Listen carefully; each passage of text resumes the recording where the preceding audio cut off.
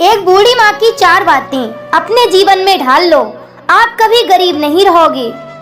नमस्कार प्रिय दर्शक बंधुओं, एक बार फिर आपका स्वागत है आपके अपने चैनल प्राचीन सच्ची कहानियां यूट्यूब चैनल में। प्रिय दर्शक बंधुओं, आज की कहानी बहुत ही प्रेरणादायक और ज्ञानवर्धक कहानी है। तो कहानी शुरू करने से पहले कि जो भाई बंधु हमारे चैनल पर पहली बार दर्शक मेहमान बनकर आए हैं, उनसे हमारा निवेदन है, कृपया हमारे चैनल को सब्सक्राइब अवश्य कर लें, बेल आइकन ऑन कर लें और अच्छे कमेंट किया करें ताकि हर आने वाली वीडियो की नोटिफिकेशन सबसे पहले आपको प्राप्त हो और दर्शक बंधुओं आप उसका लाभ उठा सकें। तो प्रिय दर्शक बंधुओं, आपका अधिक समय बर्बाद ना करते हुए शुरू करते हैं हमारी आज की ये कहानी। एक बूढ़ी माँ ने ऐसी 4 बातें बताई हैं। उन बातों को जो भी व्यक्ति अपने जीवन में उतार लेता है वह कभी दुखी नहीं रहता है और दिन प्रतिदिन ऊंचाइयों को छूता चला जाता है। प्रिय दर्शक बंधुओं, एक समय की बात है, किसी नगर में एक सज्जन व्यक्ति रहा करता था। उसके घर में उसकी पत्नी, उसके 3 बेटे और एक पुत्री थी। उसने अपने सभी बच्चों को अच्छी शिक्षा दिलाई। उसका छोटा और बड़ा बेटा पढ़ने में बहुत तेज थे, लेकिन जो उसका मझला लड़का था, वह लड़का बड़े भोले स्वभाव का था, बड़ा सज्जन था। प्रिय दर्शक बंधुओं, उसका पढ़ने लिखने में मन नहीं लगता था। वह खेती भी करता था और घर में गाय और भैंसें थीं जिन्हें चराने जाता था। दर्शक बंधुओं, इस तरह धीरे धीरे समय बीतता है और उस सज्जन व्यक्ति के 2 बेटे सरकारी नौकरी में लग जाते हैं और जो उसकी लड़की थी उसकी भी शादी हो जाती है और उसे भी अच्छा घर परिवार मिल जाता है। और उधर जो मझला लड़का था वह पढ़ने में बहुत कमजोर था।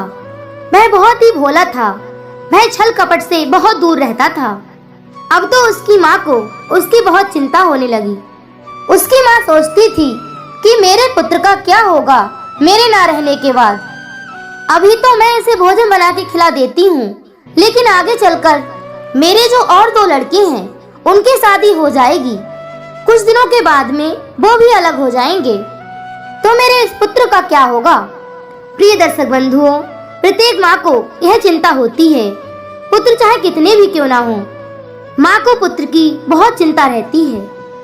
प्रिय दर्शक बंधुओं, धीरे धीरे समय गुजरता गया और जो दोनों लड़के पढ़े लिखे थे उनकी तो शादी हो गई, लेकिन जो भोले स्वभाव का लड़का था उसकी शादी भी नहीं हुई। उसकी माँ ने कहा सुनी करके जैसे तैसे उसकी शादी भी करा दी।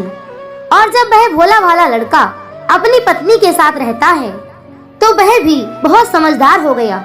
लेकिन जैसा वह लड़का भोला भाला था वैसे ही उसकी पत्नी भी बड़े भोले स्वभाव की थी। उसके अंदर भी किसी प्रकार का छल कपट नहीं था।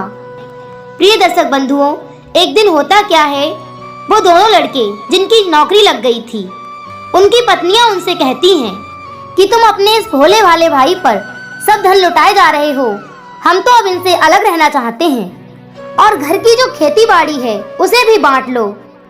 तभी वो दोनों अपनी पत्नियों की बातों में आकर अपने भोले भाले भाई के पास जाते हैं और कहते हैं कि हे भ्राता, अब तो तुम्हारी भी शादी हो गई है, अब हम साझे में नहीं रहना चाहते हैं, इसलिए आप बंटवारा कर लीजिए। वह लड़का कहता है, जैसी आपकी इच्छा भैया, यदि आप बंटवारा करना चाहते हो तो बंटवारा कर लो। जिनकी नौकरी लग चुकी थी वो कहते हैं, हम ऐसे बंटवारा नहीं करेंगे, पहले पंचों को इकट्ठा करो और उन पंचों के द्वारा बंटवारा करवाओ। प्रिय दर्शक बंधुओं, इस तरह पंचों को बुलाया गया और जब पंच आए तो सभी पंच आपस में सलाह करके कहते हैं कि इन दोनों की तो सरकारी नौकरी लग गई है, इनके पास तो वैसे भी धन बहुत है और इन दोनों को अपने इस भोले भाले भाई के बारे में सोचना चाहिए। इस बेचारे का तो भला हो जाएगा, इसे कुछ ज्यादा दे दे तो। उसी वक्त उस भोले वाले व्यक्ति से पंचों ने कहा, कहिए आप क्या लेना चाहते हैं। तो उस सज्जन व्यक्ति ने जवाब दिया, जो मेरे भ्राता मुझे देंगे वही मुझे स्वीकार होगा। तभी दोनों भाइयों ने जवाब दिया, हम ऐसे ऐसे क्या दे देंगे, जो भी इसके हिस्से में पड़े वो हमसे ले ले, हम उसे देने से मना नहीं करेंगे। तब उन 5 पंचों ने जवाब दिया कि आप ऐसा कीजिए, आपके पास में क्या संपत्ति है, कितनी जमीन है, और आपका मकान कैसा है, ये सब हकीकत हमें बताओ। तभी उन्होंने जवाब दिया कि हमारे पास में 10 बीघा जमीन है और एक बहुत अच्छा सा मकान है और इसी का हमें बंटवारा करवाना है। तभी पंचों ने उस भोले वाले व्यक्ति से कहा, आप बताइए, आपके पास 2 चीजें हैं, एक तो जमीन जो 10 बीघा है और दूसरा मकान, आप इसमें से क्या लोगी? तभी वह व्यक्ति कहता है, जैसा आप निर्णय करेंगे मुझे स्वीकार होगा। तभी पंच कहते हैं कि एक कार्य करते हैं, इस 10 बीघा जमीन में से 2 हिस्से कर देते हैं, 5-5 बीघा जमीन और एक बहुत अच्छा मकान, ये 3 हिस्से हो जाएंगे। पंचों ने फिर उस भोले वाले व्यक्ति से कहा, बताओ तुम इन 3 चीजों में से क्या लेना चाहते हो? 5 बीघा जमीन के 2 हिस्से हैं जिसमें से तुम्हें एक हिस्सा चुनना है, या फिर वह मकान जो बहुत सुंदर बना है।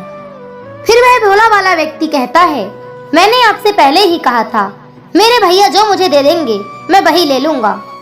जिन दोनों भाइयों की नौकरी लग चुकी थी, वे दोनों कहते हैं, अच्छा ठीक है, हमें वैसे भी मकान की जरूरत नहीं है, हमें तो जमीन दे दो।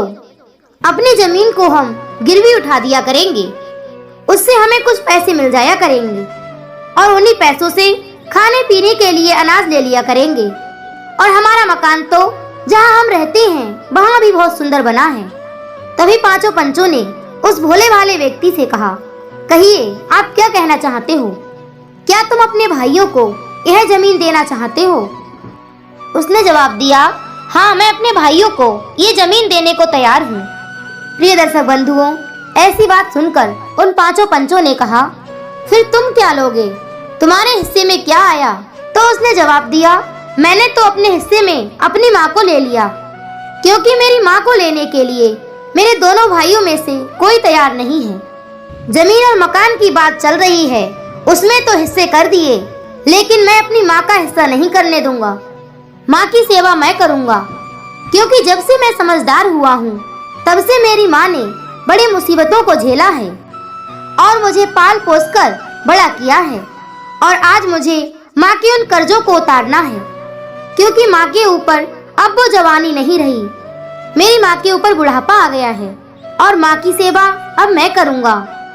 इसलिए अपनी माँ को मैं अपने हिस्से में लेता हूँ।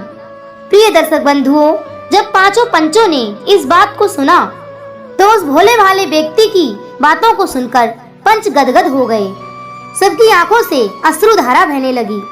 सभी कहने लगे कि कितना प्रेम करता है ये अपने माँ से, पुत्र हो तो ऐसा हो।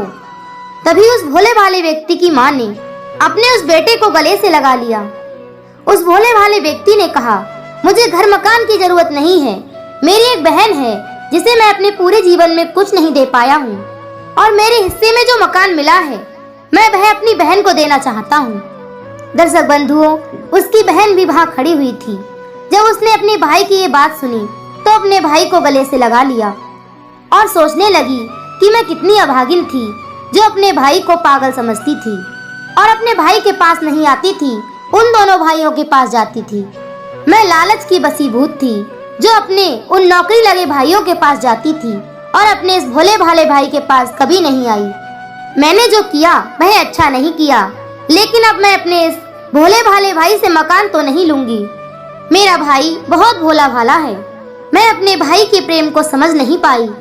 मेरा भाई मुझे कितना प्रेम करता था, इसके पास पहले कुछ नहीं था तो बेचारा मुझे दे क्या देता, और अब इसे ये मकान मिला है तो ये मुझे देना चाहता है, लेकिन मैं यह मकान नहीं लूंगी। तभी उसकी माँ ने उन दोनों भाइयों की ओर इशारा करते हुए कहा, जिनकी नौकरियां लग चुकी थी, कि देखो ऐसा होता है भाई। उसी समय वो दोनों भाई अपने भाई को गले से लगा लेते हैं और कहते हैं, तुम धन्य हो भाई, तुम्हारा कैसा प्रेम है अपने भाइयों के प्रति, जो तुम हमसे कुछ नहीं लेना चाहते हो, लेकिन अब हम बंटवारा नहीं करेंगे। उन्होंने भी फिर बंटवारा नहीं किया और उसी वक्त उनकी माँ ने उन्हें 4 बातें ऐसी बताईं और कहा कि पुत्रों, मैं जो बात बता रही हूँ इन बातों की गांठ बांध लो। जो भी व्यक्ति इन 4 बातों को अपने जीवन में उतारता है वो कभी गरीब नहीं रहता है। नंबर 1, कभी भी हमें सुबह ब्रह्म मुहूर्त के समय भोग विलास में नहीं लुप्त होना चाहिए। स्त्री के साथ गमन नहीं करना चाहिए। सुबह 4 बजे से 6 बजे तक भजन का समय होता है। ब्रह्म मुहूर्त में परमात्मा का ध्यान करना चाहिए। नंबर 2, सुबह के समय बिना स्नान किए और बिना पूजा पाठ किए भोजन नहीं करना चाहिए। नंबर 3, कभी भी सुबह के समय में हमें लड़ाई झगड़ा नहीं करना चाहिए और ना ही वहां जाना चाहिए जहां लड़ाई झगड़ा हो रहा हो। और नंबर 4, अंतिम और आखिरी बात यह है, हमें कभी भी सुबह के समय दर्पण उठाकर नहीं देखना चाहिए, अर्थात शीशे में खुद को नहीं देखना चाहिए। जो लोग इन बातों को अपने जीवन में उतार लेते हैं वो कभी गरीब नहीं रहते हैं और उन्हें कभी भी दरिद्रता नहीं घेरती है। तो प्रिय दर्शक बंधुओं, ये थी एक बूढ़ी माँ की 4 बातें जो हमने इस कहानी के माध्यम से आपको बताई। हम उम्मीद करते हैं ये कहानी आपको जरूर पसंद आई होगी। यदि कहानी अच्छी लगी हो तो वीडियो को लाइक करें, कमेंट करें और अधिक से अधिक लोगों तक शेयर अवश्य करें। और यदि आपने अभी तक हमारे चैनल को सब्सक्राइब नहीं किया है तो हमारे चैनल को सब्सक्राइब अवश्य कर लें। फिर मिलेंगे इसी तरह की एक ज्ञानवर्धक कहानी के साथ। इसी के साथ दर्शक बंधुओं, राधे राधे, जय श्री कृष्ण।